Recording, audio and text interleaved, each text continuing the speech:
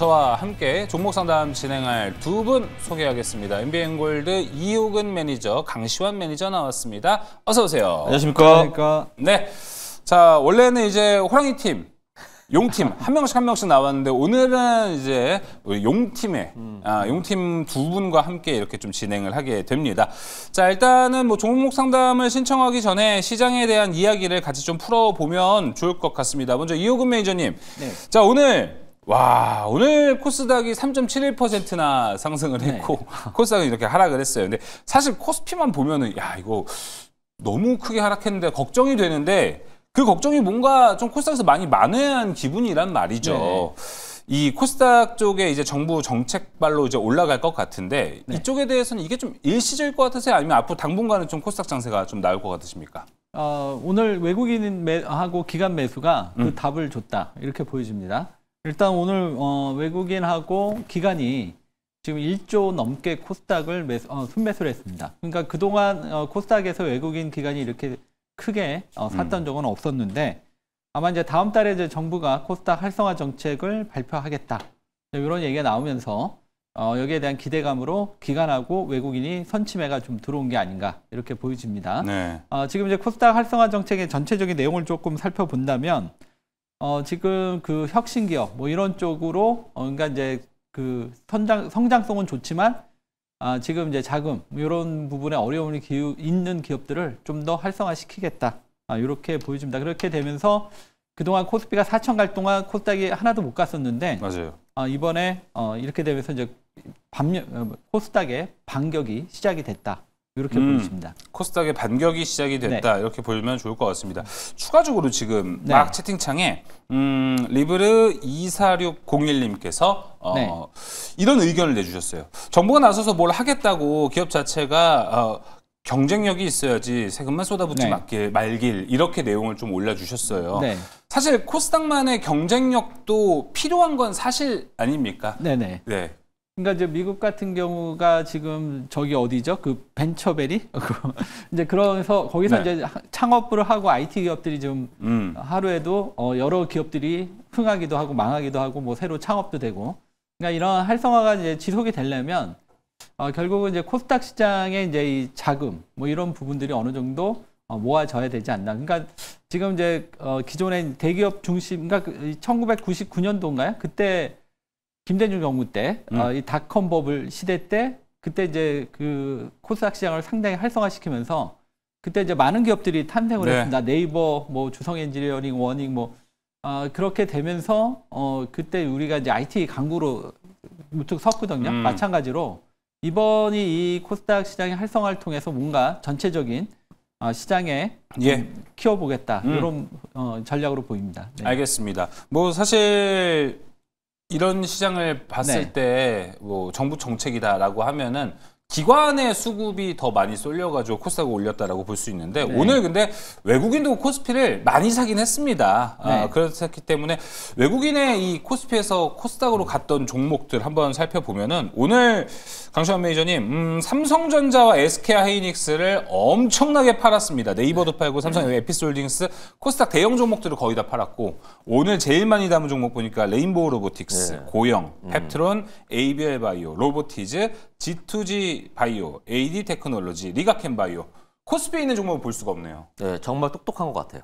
외국인이 정말 스마트하게 잘 담았다고 보여지는데 삼성전자, 뭐 SK하이닉스 물론 좋은 기업이고 앞으로 일정도 잘 있고 그다음에 뭐 모먼텀, 펀더먼텀 다 좋은 기업입니다. 그렇지만 최근에 시장을 이끌어왔던 종목이고 시장 대비 더 많이 잘 갔던 종목이죠. 그렇기 때문에 이제는 좀 차익 실현 물량이 좀 나온 거라고 좀 볼 수 있겠고 물론 더 갈 것까지만 잠시 쉬어가는 타이밍에 지금 담은 종목들을 뭐 로봇 쪽과 바이오 쪽을 많이 담았는데 이게 일정 모멘텀과 그다음에 실적 모멘텀 거기다가 공시에 대한 계약에 대한 부분은 그런 모멘텀까지 다 합쳐져 있는 종목들을 다 담은 거죠.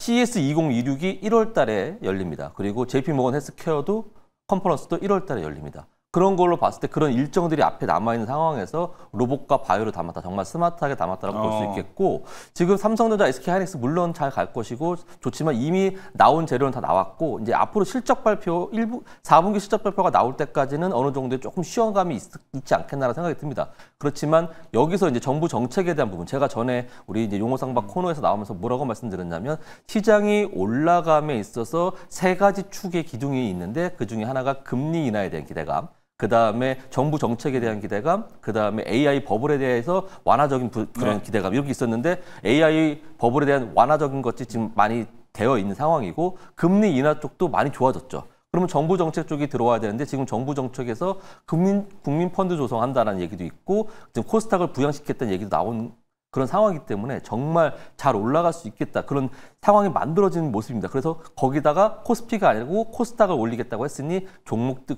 수급들이 외국인 수급들이 이제 그 시총이 센 종목들 뭐 SK하이닉스, 삼성전자, 뭐 LG에너지솔루션, LG화학, 조선 쪽 그리고 뭐 전력기기 쪽에서 효성 이런 쪽 다 매도했거든요. 이미 많이 올라간 쪽은 매도를 하고 이제 올라갈 수 있는 그리고 공시가 나온 일정이 있는 그런 기대감이 있는 종목들로 다 담아갔다. 이거 우리가 그대로 답습해봐도 그대로 따라가봐도 좋을 만한 포트가 아닌가라고 생각이 듭니다. 네, 지금 화면 봐도 근데 2조를 팔고 4,885억 원을 샀다라는 건 어떻게 해석을 하세요?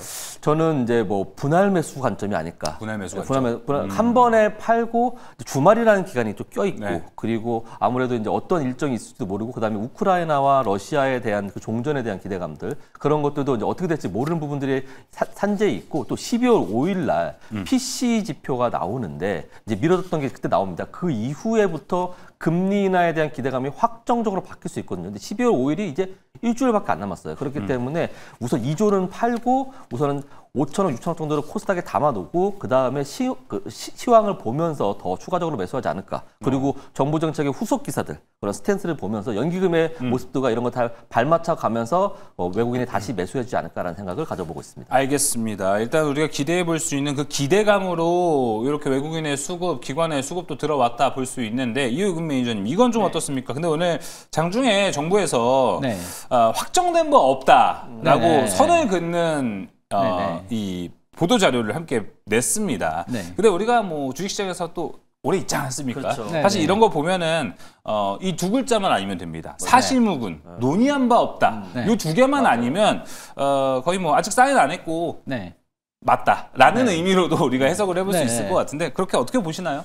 이게 이제 그 다음 달에 이제 한다고 그러니까 아마 이제 가봐야 되겠지만 근데 어쨌든 기관하고 외국인 들어오는 걸 봐서는 어느 정도 좀 가능성이 있지 않나 이렇게 보여집니다. 지금 얘기되고 있는 게 국민펀드 150조. 근데 그 지난해인가요? 하여튼 코스닥 시총이 한 150조 정도인데 되게 규모도 엄청 너무 큰 게 아닌가 일단 그렇게 생각이 들고 그다음에 지금 외국인하고 기관이 코스닥을 매매했을 때 증권거래소에 대해서 뭐 감면해주겠다 뭐 이런 것도 지금 얘기가 나오고 있습니다. 물론 이제 어떤 식으로 구체적으로 나올지는 모르겠지만 지금 이제 그 기관이라든가 어떤 코스닥 쪽으로의 어떤 자금의 유인 정책들을 좀 내놓는 게 아닌가 이렇게 보여집니다. 과거에 문재인 정부 때, 김대중 정부 때 이렇게 해서 코스닥 그 부모 해가지고 이렇게 한번 활성화 정책을 몇 번 했었던 적이 있었는데 아마도 이번에도 그런 정책들이 좀 나오지 않을까 이렇게 보고 있고요.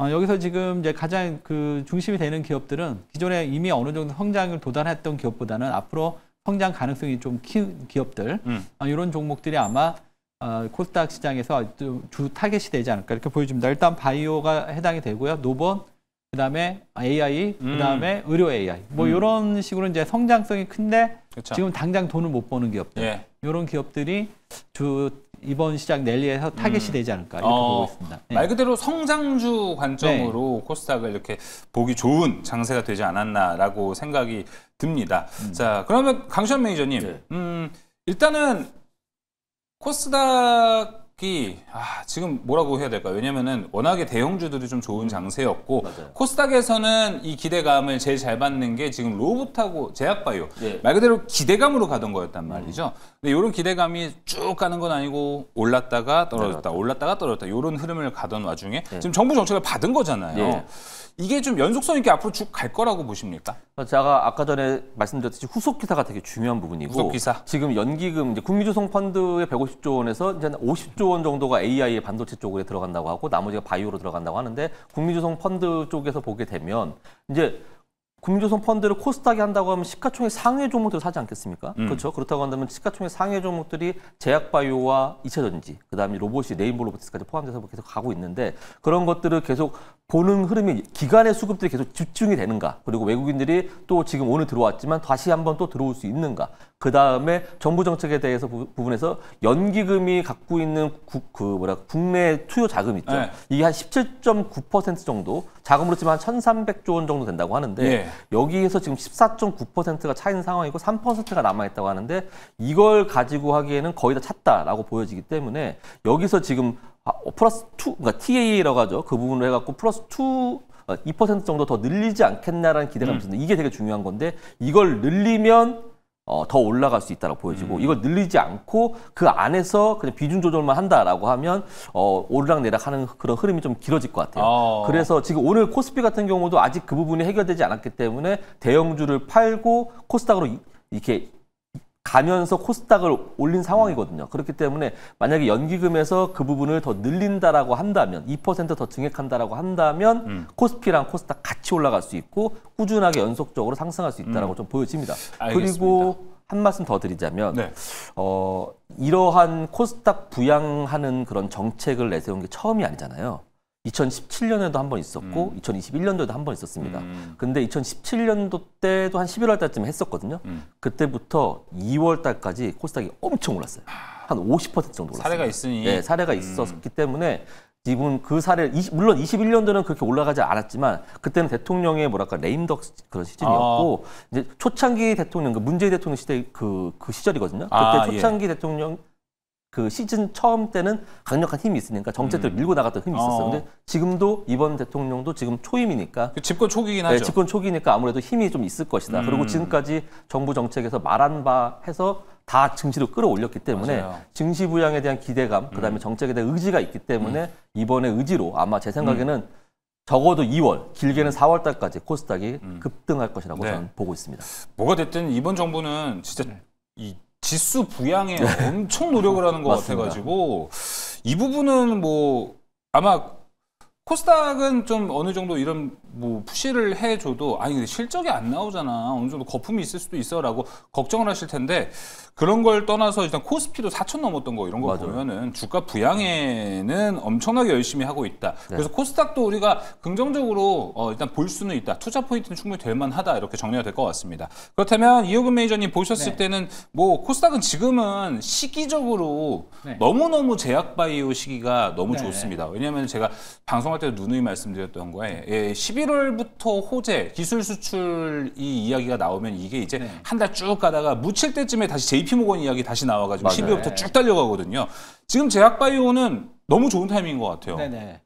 지금 그 제약바이오가 지금 미국장에서도 좀 그 나스닥 생명공학 지수가 지금 예. 계속 신고가 나가고 있거든요. 지금 미국의 필라델피아 반도체 지수는 최근에 이제 상승에 제동이 걸렸다면 지금 그 미국의 그 나스닥 생명공학 지수는 지금 매일 신고가로 가고 있기 때문에 네. 결국 이 영향이 그대로 우리한테 넘어올 수밖에 없고 아마 이렇게 된 게 이제 9월 달부터 연준이 금리 인하가 시작이 되면서부터 지금 본격적으로 이제 바이오 종목들이 탄력을 받고 있고요.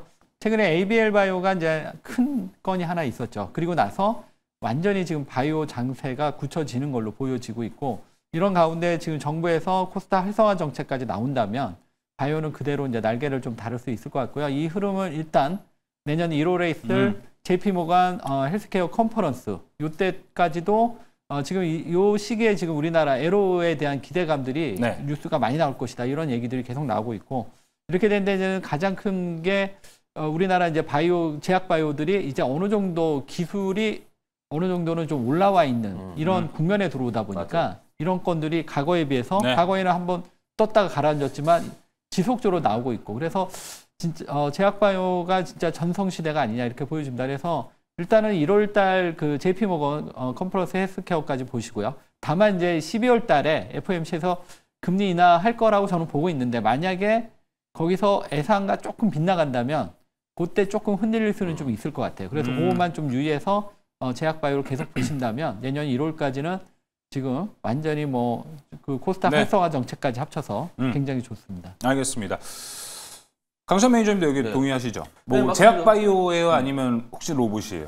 전 둘 다라고 보였습니다. 왜냐면 그전에는 제약바이오 쪽에 좀 포커싱이 맞춰졌어. 제약바이오 쪽에 제가 이번 달 포토도 계속 제약바이오를 많이 넣지 않습니까? 근데 계속 공부를 하면서 이제 내년에 어떻게 될까 좀 더 신중하게 공부를 하다 보니까 로봇 쪽이 너무 좋아 보여요. 오늘 장만 봐도. 오늘 장만 봐도 로봇 쪽이 너무 좋아 보이고 내년에 있을 CES 2026에서 현대차의 약진이라고 불릴 만한 행보들이 많이 보일 것 같아요. 네. 현대차 관련된 것, 보스 로보틱스라든지 이런 로봇 관련된 쪽과 엔비디아의 협력 콜라보 그런 부분들이 크게 대두가 되는 CES 2026이 아닐까라고 생각을 해봅니다. 알겠습니다. 그럼 여기 추가로 이제 로봇은 뭐 코스닥이 워낙 좋을 거니까 두 분 다 여쭤봤고 강시환 매니저님한테 이 제약바이오를 물어본 김에 이걸 여쭤보고 싶습니다.